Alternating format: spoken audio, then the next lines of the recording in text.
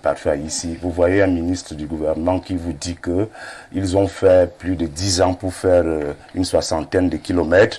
Il le dit à la télé et qu'ils ont appris de leurs erreurs de ces 10 ans-là et que maintenant les choses vont aller très vite. En 36 mois, ils vont faire maintenant une autre route avec le même entrepreneur. Avec le même entrepreneur. Alors qu'ils ont tiré les leçons. Que l'entrepreneur là a fait 10 ans. Sur 60 km seulement. On a déjà dégagé tant de ministres. On a déjà mis tant de personnes en prison. Si vous devez avoir un rapport intime avec votre femme, vous essayez tout, vous vous levez même, vous allez boire du coca, vous buvez tout, ça ne donne pas ce que vous ne fonctionnez pas.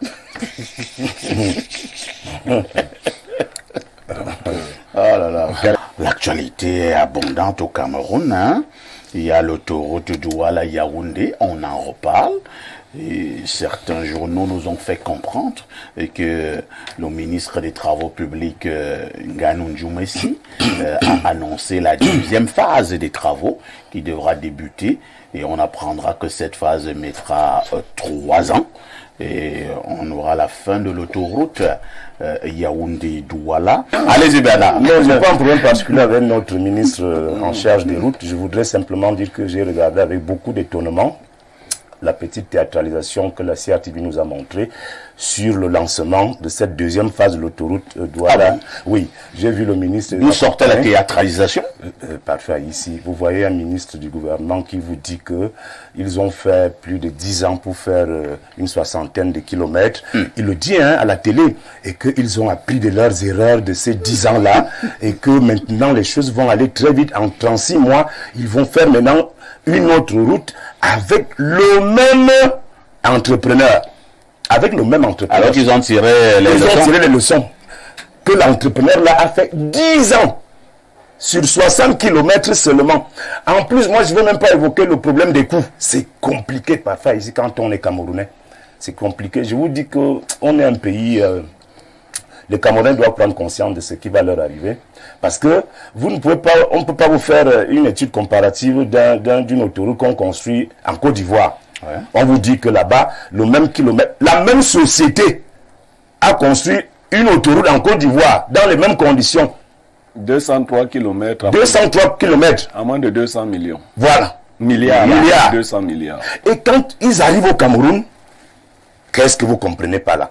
C'est la surfacturation. L'eau prend la forme du vase. Ça nous fait comprendre qu'un kilomètre de route au Cameroun, oui, 6 milliards. Oui, 6 milliards. 1 kilomètre. Parfois ici.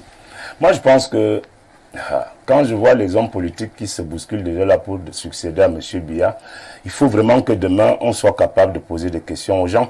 On ne peut pas se moquer des Camerounais comme ça. Et c'est les Camerounais qui votent. Je pense que les Camerounais doivent de plus en plus regardants, vigilants, parce que c'est de la moquerie. C'est pour ça que j'ai parlé de théâtralisation. Vous ne pouvez pas, un ministre qui vient dire à la télé que, soulevant un drapeau blanc, un drapeau blanc, c'est ce que ça veut dire, que bon, on a appris de nos erreurs. 10 ans, 60 km, le coût exorbitant là, la même entreprise a fait le même travail en Côte d'Ivoire, dans les mêmes conditions. C'est vraiment criminel. Merci. Vous savez, à une certaine époque, il y avait un ministre des Transports qu'on appelait affectueusement le petit Robert. Et là, il y a eu une affaire des MA60 qui a éclaté. Alors, il organise donc une conférence de presse, puisqu'on voulait savoir pourquoi, au niveau du Cameroun, les MA60 ils coûtent aussi cher. Parce que les mêmes MA60, le Congo les avait acquis à 7 milliards. Oui, un avion. Tout à fait. Au Cameroun, on a acquis le même MA60 à 21 milliards.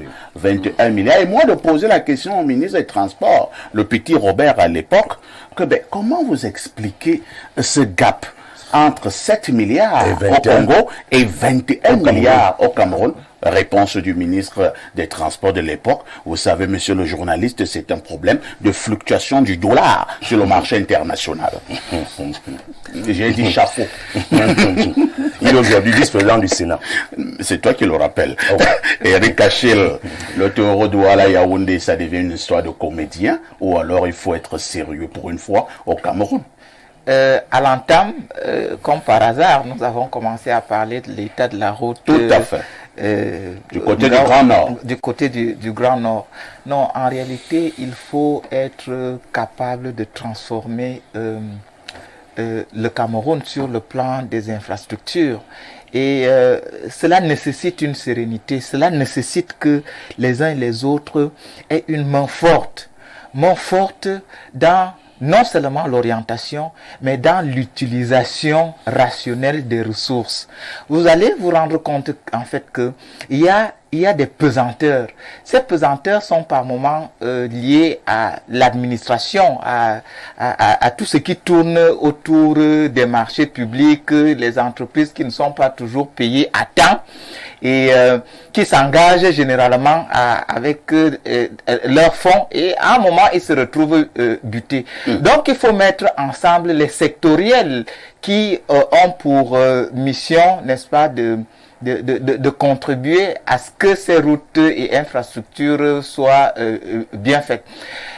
Quelque part, on pourrait également se poser la question de savoir, est-ce que c'est tout simplement ceux qui représentent l'État qui ne sont pas dynamiques, ou alors il y a l'élite même de certaines régions qui ne sont pas dynamiques, parce que, voyez-vous, il y a des moments où on a vraiment l'impression que les gens sont contents et satisfaits de voir les choses telles qu'elles sont. Et c'est pour ça que je vous posais justement la question de savoir précédemment que cet état de choses arrange qui? Ceux qui sont au pouvoir, ou alors l'élite qui veut maintenir les choses telles qu'elles sont, pour qu'il y ait rébellion contre qui? Ou alors pour ternir l'image de qui? Dans un cas comme dans l'autre, ceux qui ont la responsabilité, j'allais dire systématique, doivent prendre leurs responsabilités. Il faut par moment faire tomber. C'est à un moment donné, même Eric Achille, et c'est ce que vous avez commencé à dire là, si vous vous rendez compte que quelqu'un veut ternir mon image, mais pourquoi vous ne frappez pas la main sur la table? Justement, il faut frapper. Mais malheureusement, on n'a pas la nette impression que ceux-là sont frappés avec l'ampleur qu'il faut. Et on a l'impression que par moments, c'est à tête chercheuse. On ne peut pas prétendre construire une nation sur la base, j'allais dire, des injustices, parce que ceux qui ont été arrêtés pour détournement dans la réalisation de certains grands projets ne sont pas plus diables que certains qui sont dehors.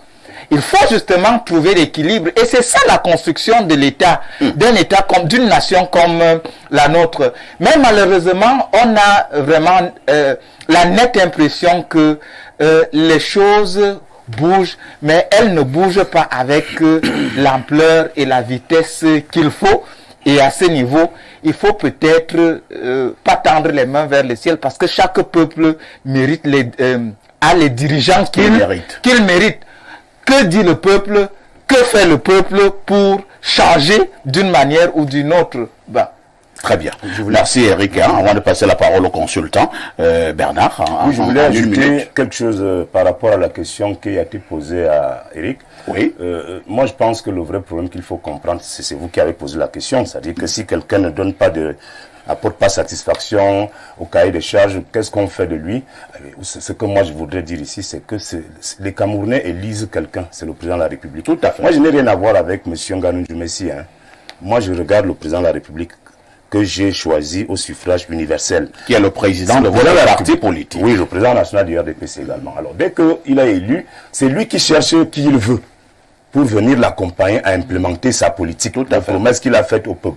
Dès lors qu'un ministre l'a 10 ans, il n'apporte pas satisfaction, qu'est-ce qu'on fait de lui? On le dégage. On le dégage. Maintenant, s'il a volé, on le met en prison. Oui, il y a des gens, le Cameroun est rempli d'intelligence, de compétences, des gens capables de travailler. On en parlera tout à l'heure. Incompétents. Et il fait si bien de le rappeler, c'est-à-dire ceux qui l'ont voté s'attendent depuis quelques années à un remaniement. Ne serait-ce que pour la volonté du peuple, il faut le faire. Apparemment, il n'est même plus à l'ordre du jour. Il était d'abord à l'ordre du jour. Il le sera. On ne peut pas aller comme ça en 2025. Le discours que j'ai suivi ici m'horripile, parce que il fait les choux gras du système qui est en place. les Camerounais voter, il faut enlever les ministres et dégager. On a déjà dégagé tant de ministres. On a déjà mis tant de personnes en prison. Si vous devez avoir un rapport intime avec votre femme, vous essayez tout, vous vous levez même, vous allez boire du coca, vous buvez tout, ça ne donne pas ce que vous ne fonctionnez pas. Oh là là, quel exemple. Donc, il ne faut pas continuer à boire des choses. De peur d'attraper l'overdose. Voilà, vous ne fonctionnez pas, c'est tout. Le problème est ailleurs. Ça ne fonctionne pas. Et les Camerounais, comme ils n'ont pas vu quelqu'un qui faisait les choses bien, ils se sont habitués. Vous savez, quand une femme est dans un mauvais mariage, elle imagine que si on améliore juste un peu ça, c'est bon. Il y a de bons maris. Il y a de bons dirigeants qui existent. Le jour où les Camerounais auront affaire à de bons dirigeants, ils n'auront plus ce genre de réflexion. Aucun ministre ne peut mal se comporter dans un système qui est correct. Aucun. Il y a même pas, il y a des systèmes. Ne pensez pas que là au Rwanda, les ministres ne détournent pas les projets des routes parce qu'ils sont honnêtes en eux-mêmes. Non. C'est la nature du dirigeant suprême qui vous enlève l'idée De rêver même. de rêver même. Parce que je vais vous dire, Kagame a fait rembourser de l'argent à des gens, à des sociétés qui avaient mal livré des projets. C'est-à-dire que le projet reste là. Vous remboursez tout l'argent de ce projet. Ce qui fait que quand vous allez au Rwanda, vous soumissionnez à Un marché. un marché. Si quelqu'un ne peut même pas tenter de vous parler de corruption, parce que vous savez que c'est de génération en génération que vous allez payer cela. C'est donc une idée. Je vous avais raconté ici une fois un proviseur de lycée du côté de Bolova qui nous avait dit que dans son lycée, il n'y avait pas la corruption. Certains enseignants ont douté. Ils sont allés prendre de l'argent aux parents au quartier. Vous savez ce que le proviseur là faisait? Non. Il ramenait le parent et l'élève dans la salle de classe du professeur. Et tu remboursais l'argent là. Ici, c'était à Ebolova rural. Il te faisait, et il a fait ça à un surveillant général. Quand le surveillant a fini par rembourser, il est maniwa bouillant. Je t'aime beaucoup. Quelqu'un t'a déjà aimé dans ta vie? Si j'étais seulement fait rembourser. Parce qu'il a donné, on était à 11 heures, il a donné jusqu'à 13 heures, donc 2 heures de temps au surveillant pour trouver 100 000. Et s'il n'a pas 100 000? Le professeur a marché chez les autres collègues, il a passé des coups de fil, et à 13 heures, il est venu voir le proviseur, et les parents attendaient, et il a rendu les 100 000. Le proviseur a rendu les 100 000 aux parents, et il a recruté l'enfant. C'est non. Il a mis, après la première, sa femme, parce que les gens, ils sont nombreux dans ce pays. La femme de ce proviseur était professeur de SVT dans le même établissement. Alors, le censeur qui faisait les emplois de temps, parfois ici, a donné très peu d'heures à la femme du proviseur. Un jour, le proviseur voit que sa femme a 7 heures de cours par semaine. Il demande au censeur, mais pourquoi vous surchargez les autres enseignants alors que madame telle n'a que 7 heures de cours? Le censeur se... Donnez-lui les heures de cours pour libérer tel et tel professeur. Tel professeur a 24 heures de cours. Madame telle a 7 heures de cours. Comment que c'est sa propre épouse? Mais sa femme, lui ne connaissait pas ça. Et le censeur tout honteux a été obligé de refaire les emplois de temps pour ajouter 7 autres heures à madame telle et décharger le professeur qui avait déjà jusqu'à 24 heures de cours. J'ai vu ce genre d'individu. Une espèce en voie de disparition. Non, cette espèce existe. C'est vous qui corrompez cette espèce autour de vous. Parce que ce genre d'individu, moi, si je suis candidat dans la zone Bassa, je vous engueule. J'engueule votre neuf. Parce que c'est vous qui gagnez à m'avoir comme dirigeant. Oui. Et quel est le parallèle? Je fais le parallèle parce que, effectivement, je dis que je vous engueule pour que vous me votiez. Je vous insulte. Merci. C'est ce que non, le parallèle, il faut le saisir. Vous êtes habitués aux gens qui viennent faire plaisir à vos oreilles.